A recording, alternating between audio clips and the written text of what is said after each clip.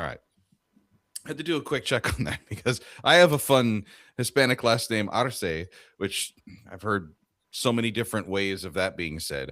But this is awesome. We started a partnership with the Square magazine a few years ago with Worshipful Brother Nicholas Broadway, and Yeah. I am a huge fan of this publication. I found a very profound article that was recently published called Transformational Leadership in Contemporary Freemasonry. I tracked down the author. We're going all the way to the Orient of El Salvador to catch up with Brother Jorge Molina. Welcome to the Craftsman Online podcast. Hi, thank you. Thank you very much for your words. Yeah, I appreciate it. And we got a little bit of a time zone change. It's in the evening for me. It looks like you got a beautiful sunny day there. He's joining us from a really nice studio. He's like, yeah, we got Yeah. this set up to do our conversation.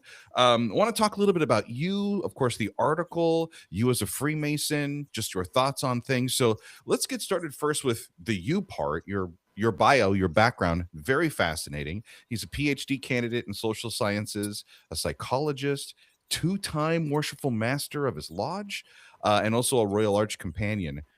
How did you get into Freemasonry, and how are you able to do all the other things in life while still being a Freemason? Well, my father was a Freemason. So when I was a teenager, I remember seeing the prune and many things in the house. And sometimes the brothers of his time, they used to come to the house. So I remember something about Freemasonry back when I was in high school, probably. And then we were it was a graduation day from a relative, an uncle, who is also a Freemason. And my father, my uncle, and me, we were speaking at the graduation, and they were talking about Freemasonry, about how the lodge was developing and the Grand Lodge, and many subjects about Freemasonry. And I asked them, how do I become a member? And he said, well, you have to be graduated first. I mean, finish your university, and then afterwards um, you come and talk to your uncle or me or someone else at the lodge, right? So I was very curious about that, and I did it. I mean, like a year after I finished my bachelor in psychology, and I remember going and talking to my uncle, who was still a Freemason. He still is a Freemason. So I talked to him about joining his lodge, and he said, "Oh, all right, and you're gonna fill an application. Are you working?" And he started speaking to me about the work that is done. That to study and to understand meanings in life. We had not very much conversation about Freemasonry, so then I started to read, not from internet, mostly from my father's books, Hmm. because he had a few books about Freemasonry. And I think I had other relatives who were into Freemasonry, because now, after 16 years of being in the order, I can still remember a few things about relatives that they are linked to Freemasonry, but I never asked back then. So that's how I got into the lodge and to the brotherhood.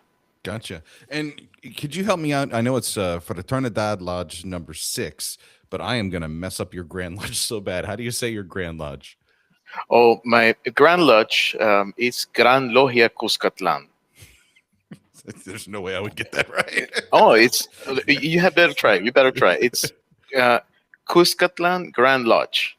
Kustlakan Grand Lodge in the Yeah, Orient of El of Salvador. El Salvador. Yes. What is Freemasonry like in El Salvador? And I guess a fairer question would be, have you visited lodges in North America, and have you noticed any difference between Freemasonry? Yes. Well, I have visited in British Columbia, in Okay. Vancouver. Yep. I have visited in Toronto as well.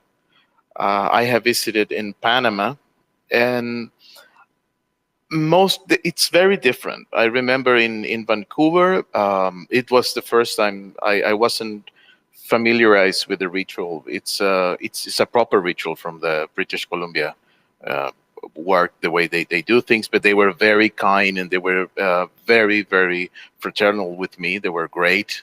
But it was completely different. We study a lot. We have like many discussions during the lodge of subjects each week. I mean, we work each week. Mm. Sometimes we go to 2 to 3 times to lodge per Wow. week. Okay. Yeah. How I'm do you have also time to grand do school and officer. everything else? That's a lot. It is a lot of work. I mean, first, you have to be very organized. Not all the time you get everything right. I have forgot compromises sometimes in the past, and then I something that Freemasonry did is that it helped me to get more organized in my life, Mm. to prioritize, to I mean, sometimes to work in small amounts. I mean, but to never stop working. I mean, we at least in the lodges that I go, there are two. I belong to two lodges at the moment: Fraternidad number 6 and Wheelermost number 22, which is um, how do you translate? Is Scottish rectified ritual? Yep. Rectified Scottish Ritual. Yep. Yeah, rectified Scottish. Yeah. So I work in the two lodges. And you have to read a lot. At least I like to read a lot. I enjoy reading a lot. But each week you have different subjects. At the moment, we publish a book that I author about how to organize all this content in competences, so enter apprenticeships and senior wardens can organize their work in a more pedagogically and didactic way. I think I said it right. Dude, you're doing great. Yeah. You're doing awesome. Thumbs up. But that's the biggest challenge. I mean, to get organized and Hmm. to never stop studying and to find meaning in what you're studying and to understand what is it for, and to see it in your everyday life. Well, one of the things that struck me with your article, and I did want to get into that, but I also like just learning about how Freemasonry is practiced around the world. And I'm sure our listener is kind of digging this as well. But one of the lines that really got me is a theme you touched on was that Freemasonry is not merely ritual, it is leadership by light. Yeah. And I feel like when we talk about Freemasonry and all the benefits of being a brother and a Mason, we don't really talk about leadership that much. Yeah. So, how did that start to become something that you focused on that drove you to write this very important paper? Well, I have, as a psychologist and as a social scientist, I am very much interested in study the human phenomena, Mm. and the human phenomena link it to the non-human phenomena. I mean, like, for example, the link between nature and humans and animals.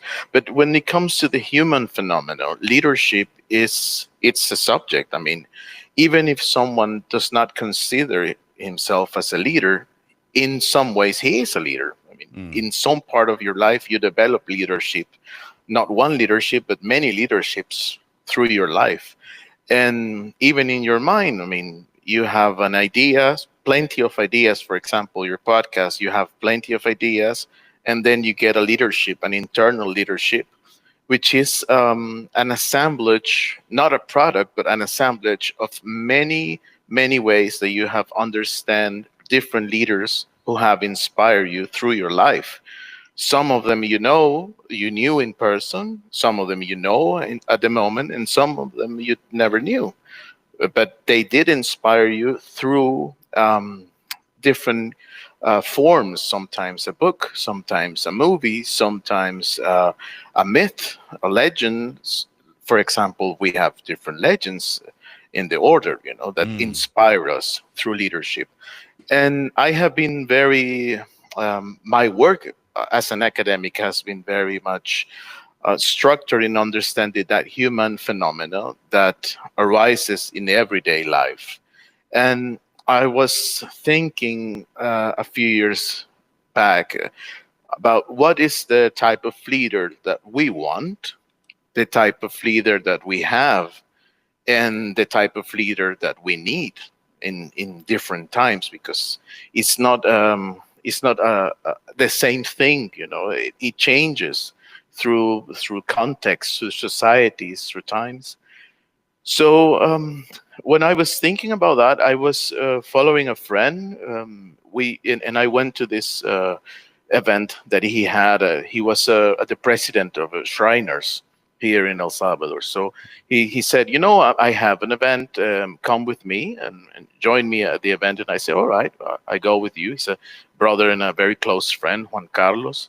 And I went with him. And when we got into the event, before the cameras and everything in the hospital, he was by his own putting all the chairs and creating the atmosphere for the event, being the president of the shrine on his own. And then the cameras came, and then people came, and then he did all the speeches and all the talking about the event and to help the children. And I was very inspired by that because it was a combination of leaderships that arised in that precise moment. And I said, it is good that we have a discussion or at least a thought about what is the type of leader that we want, the type of Mm. leader that we need, and the type of leader that we have, and to study the leaderships that have been going through the order in different times. So I wanted to make this paper as like a milestone, like a stepping stone to think about leadership. You know, so others can talk about leadership a few years, but then and say, someone wrote about leadership in 2025, and now that has changed. We need a different type of leadership, or we need to come back to these spaces. Hmm. One of the things that caught my eye, besides the paper, was the title. The title jumped out to me, and I saw transformational leadership. And in Yes. my professional life, I see that word used a lot when it comes to innovation and technology and improving how an organization runs. And I was like, wow, that is crazy to think about that in a Masonic context. So, what does transformational leadership mean to you when it comes to being a Freemason? Well, it is the type of leadership that transform the leader and the people around him.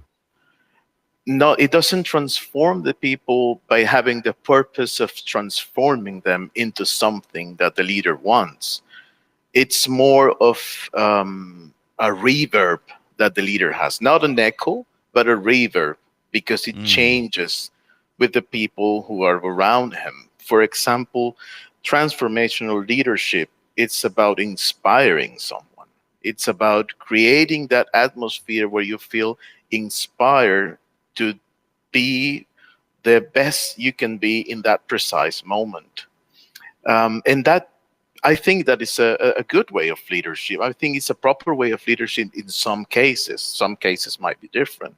But in the case of leadership when it comes to Freemasonry, because the article goes in two ways, in the worshipful master and also in the Shriner case. But I say, okay, if you're the worshipful master, then you have to inspire people. You can make demands, and you can be angry about something and say, this has to be done because I have the authority and the power at the mm. same moment to ask for things. You can go through that to that script. It's an old manuscript to work in it. I will not criticize it. It's a way of doing things in my work in some cases, but I believe that you can create a stronger reverb in someone if you inspire this person, because you inspire them to be better and to become leaders in their own ways, in their own nature, in their own context. Yeah, So absolutely. Yeah. yeah. And looking back, and you've been a past master twice of a lodge. I've been a past master once for a lodge.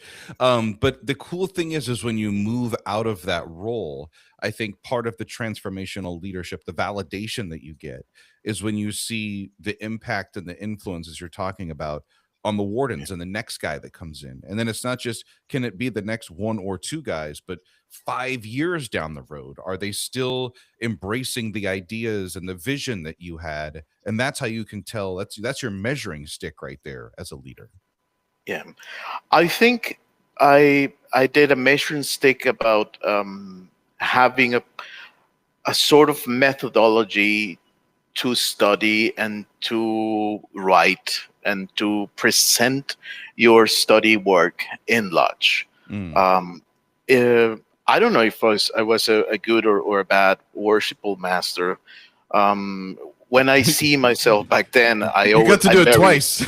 I got to do it twice. I think that the first one was a lot better than the second one. The second one, we did not have harmony with the lodge. You know, Mm. we had a different point of view about the outcome that the lodge should have back then. But I had it to it had to be done because we had a problem of successory, I think is what you call it. Yep. Yep.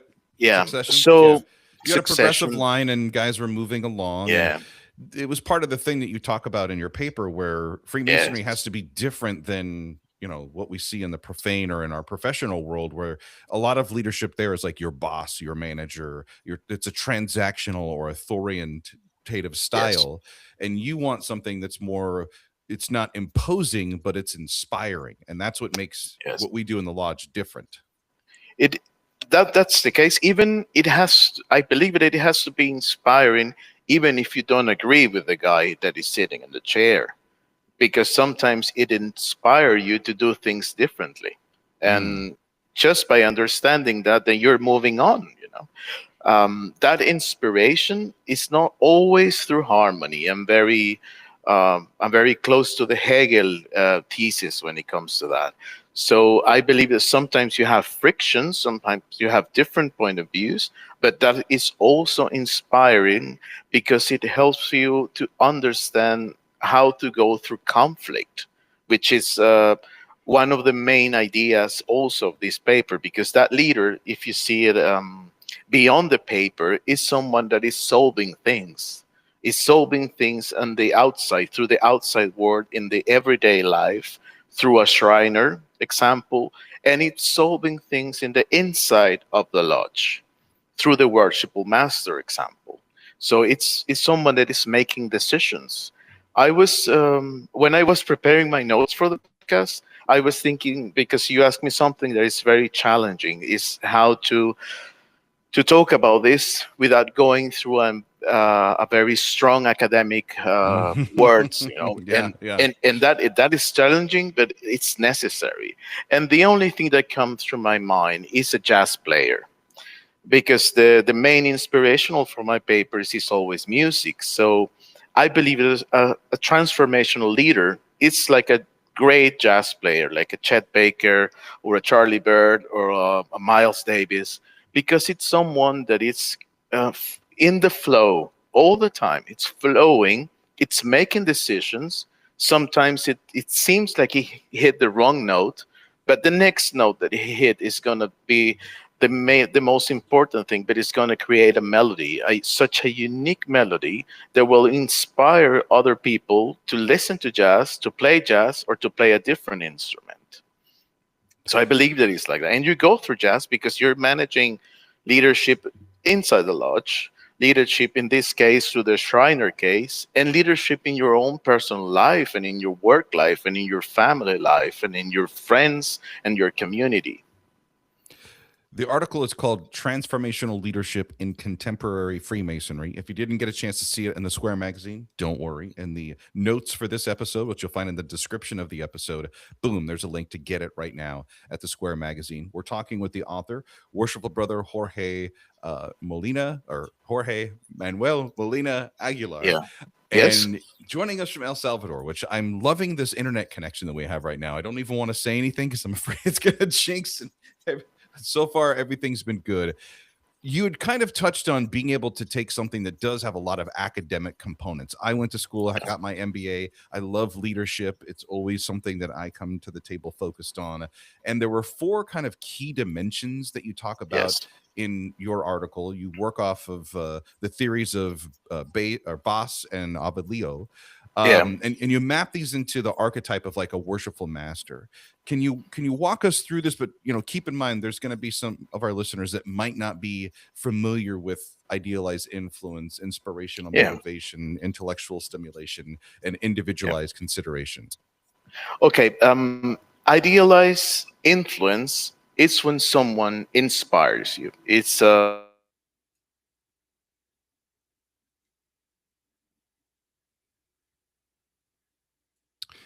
jinxed us. I had to talk about the internet connection.